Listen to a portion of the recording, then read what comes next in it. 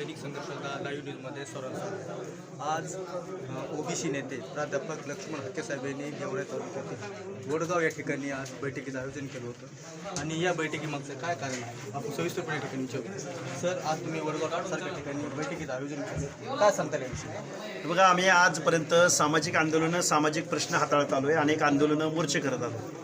पण आमच्या कार्यकर्त्यांचं असं म्हणणं आहे की आपण पंचायत राजच्या निवडणुकीमध्ये सुद्धा आपला आवाज, आपली भाषा बोलणारे आणि आपल्यामधली काही तरुण मुलं अशा लोकांना आपण समोर घेऊन आपण निवडणुकीला सामोरं गेलं पाहिजे, निवडणूक लढली पाहिजे, निवडणूक जिंकली पाहिजे, असं या गेवराई आणि गेवराई परिसरामधल्या तरुणांचं म्हणणं आहे.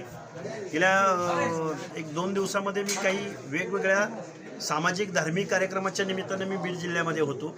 तर गेवराईच्या तरुणांनी रात्री मला 11-12 वाजता आमचं ठरलं की आज आपण एक बैठक घ्यायची आणि या बैठकीला बहुसंख्येनं या परिसरामधला सगळा जबाबदार आणि गाव लेवलचं रात्रंदिवस समाजाप्रती काम करणाऱ्या कार्यकर्त्यांची आज बैठक पार पडली आणि आम्ही पंचायत राजच्या निवडणुका मोठ्या ताकदीनं लढवायचा निर्णय त्यांनी घेतलेला आहे आणि आम्ही जनतेसमोर सामाजिक काम करता करता आपल्याला राजकीय भूमिका आपल्याला मूव्ह करण्याच्या दृष्टिकोनातून आम्ही या परिसरामध्ये फिरणार आहोत आणि सर्व लोकांना विश्वासात घेऊन आम्ही निवडणुकींना सामोरं जाणार. बरं, निवडणूक आता फक्त बीड जिल्ह्यातच लढवली जाणार का संपूर्ण महाराष्ट्र? नाही, संपूर्ण महाराष्ट्रामध्ये निवडणूक. उद्या आम्ही बारामतीमध्ये आहोत.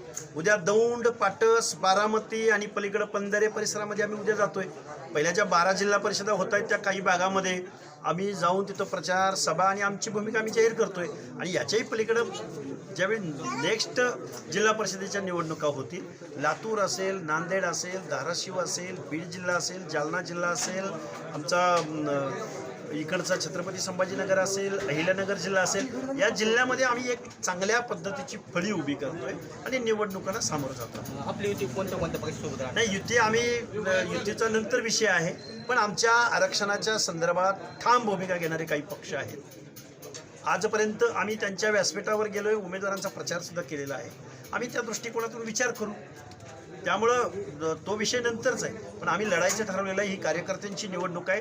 या पंचायत राजमध्ये कार्यकर्ता जर चळवळीमधला कार्यकर्ता लढला, तो निवडून आला, तर तो उद्याचा नेता असणार आहे. त्यामुळं त्या चळवळीच्या कार्यकर्त्याच्या मनगटामध्ये बळ भरण्याचं काम, बुद्धीमध्ये एक नेतृत्व करण्याची क्षमता तयार करण्याच्या दृष्टिकोनातून पंचायत राजमध्ये ओबीसी आरक्षण असेल, SC/ST आरक्षण असेल, प्रतिनिधित्वाचा कायदा असेल, या सगळ्या प्रश्नांना समोर घेऊन सामाजिक न्याय हक्काची लढाई लढता लढता आम्ही राजकीय भूमिका घेणार आहोत.